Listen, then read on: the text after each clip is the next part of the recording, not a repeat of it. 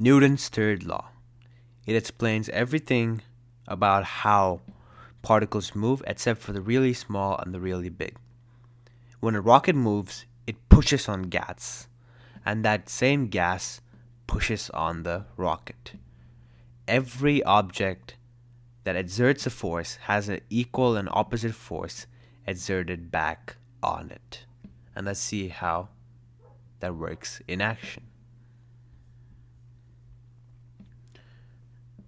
Newton's third law officially states that for every action force, there is an equal and opposite reaction force. Okay? So the force of A on B is equal to the negative force of B on A.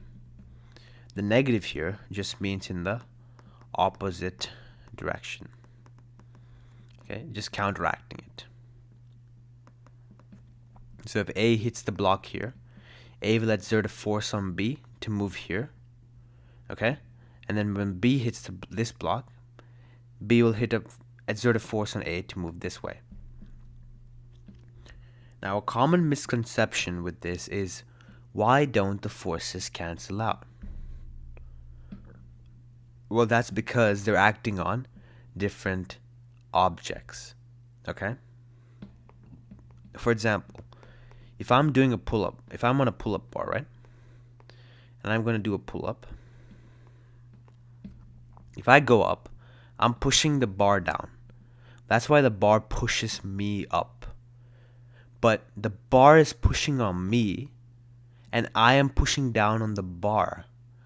That's on two different, completely different objects, right? So how can I cancel out how can I cancel out and make a net force on objects that are completely different from each other? Net force has to be acting on one object. So in this case, that wouldn't work. Okay? And same with the rocket. If a rocket pushes on the gas, and the gas pushes back on the rocket, why don't the forces cancel out? Well, when the rocket goes up, it pushes downwards on the gas, and the gas pushes upward on the rocket. So the gas have a downward direction here. So let me draw that in red, right? And the rocket has an upward direction because the gas pushed on it. They don't cancel out because they're not acting on the same object, right? If you had a block and I was pulling it with an applied force, and someone else was pulling it with an applied force, they were both equal in magnitude, then they would cancel out because they were acting on the same object, not different objects, okay? Newton's third law states that because they're acting on two different objects, the equal and opposite forces react with each other. Okay? They don't interfere with each other or cancel each other out because they're acting on different objects.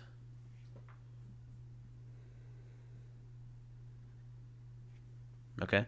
So now let me give you two examples in, practice. Two objects and two forces. If I push on this wall with my hand, right? Let's see what would happen. So I would exert a force rightward on the wall, and the wall would exert a force leftward on my hand, right? So that's why, the wall is stationary. I'm not able to pull the wall. It's not because the forces cancel out. It's because my hand, that's why my hand feels pain, right? Not like full pain, but that's why I feel something when I push on it. Because the wall is pushing back on me. That's why my arm feels tense when it feels a bit painful, right? Not painful per se, but it feels more tense and more in action. Because the wall is pushing a force onto my hand. That's why my hand is tensing up. Okay? So for a book, the normal force would be, if it's on a table, like I explained before, right? The normal force would be holding it up, the mg would be pulling it down, and these two cancel each other. But these two are acting on the same object. That's why they cancel each other. The net force for the book is going to be 0 because the normal force and the gravity force acting on the same object. For the wall here, the forces are acting on two different objects, right? I am acting on the wall, and the wall is acting on me. So two different objects. That's why they don't cancel each other out, Very common misconception, and if you have that misconception, that's fine, because now you have it cleared, right? So let's try an example with this. A 60 kg astronaut pushes off a 12,000 kg space station with 200 newtons. Okay. Find each acceleration. So I think this should be in the other direction here. He pushes on the station with 200 newtons of force, okay? So the station goes backward. I mean, that depends on the inertia of the station. But I'm going to assume the station went backward, okay? So since the station went backward, the astronaut is going to go forward. If he exerts 200 newtons on the station will exert 200 newtons on him. That's how you move around in space. You push objects, and the objects push you back. Okay? So let's check for the acceleration. So 200 newtons here.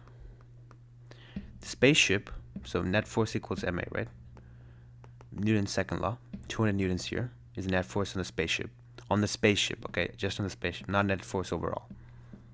Is equal to 12,000 times A. So if I look at this and I calculate A, I should get 0.016 or 0.0, let's just say 0.017 meter per second squared. Okay, so the spaceship accelerates at 0.017 meter per second squared.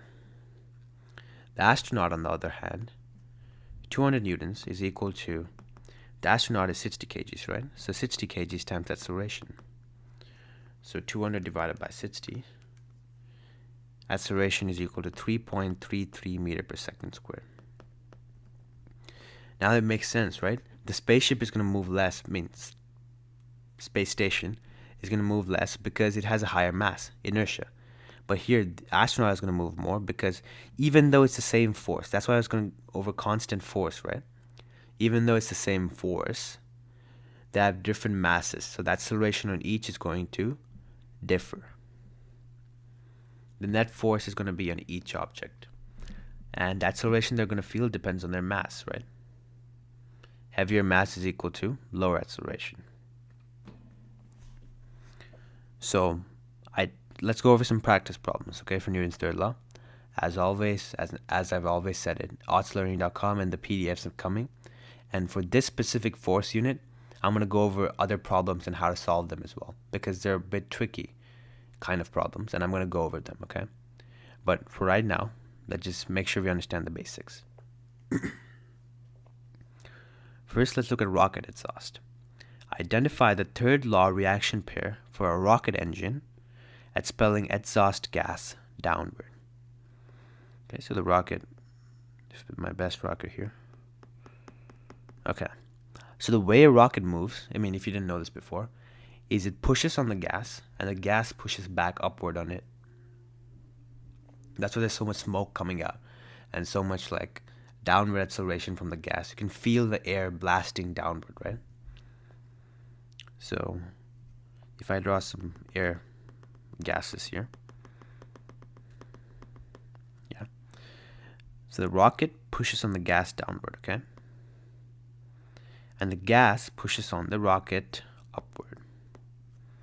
So pretty straightforward, right? That's why the gas is going to move downward and the rocket is going to move upward. But you can imagine, right? Because the rocket has large mass, in order for it to accelerate, it has to exert really high force, because force is equal to ma, right? So the more force it exerts on the gas, the same force is going to get back, right? So it has to have a high force in order to cancel out with the mass. I mean, not cancel out, but give it a high enough acceleration. Force needs to be way higher than mass, right, to give it a high acceleration. That's why it's very hard to get a rocket to exert a very high amount of force. Rocket science, right? A swimmer pushes water backward with 150 newtons. What force propels the swimmer forward and why? So the swimmer pushes the water. So he's in the water, right? and he's pushing the water back with 150 newtons. What force propels the swimmer forward and why? The force that propels him forward is going to be 150 newtons here, and that's going to be the force of, well, the force applied, right? The water applies that force on him.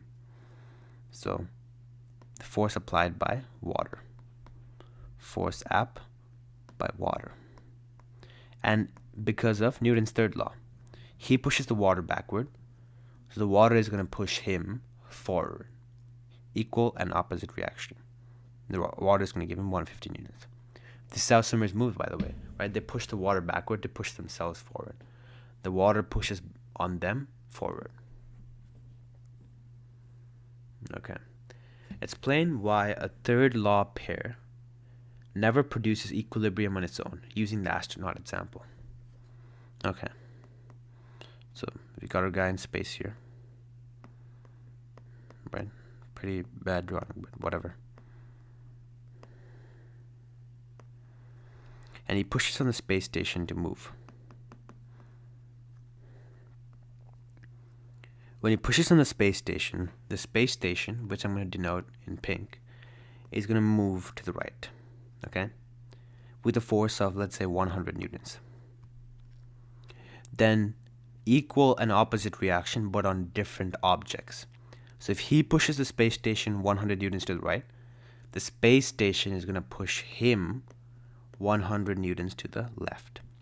Since they're acting on different objects, the forces don't cancel out. Okay? They'll only cancel out if they're acting on the same object, but they're acting on different objects here. So it doesn't produce equilibrium, which is zero net force. Okay? I'm pretty straightforward, right? Here. Pretty... Okay. And then, yeah, they accelerate at different... They don't accelerate at the same pace because force is equal to ma, right? If you have a constant force, but if your mass is higher, then your acceleration is going to be lower because force divided by m is going to be a smaller amount. Because if your mass is larger, this is going to be a smaller amount.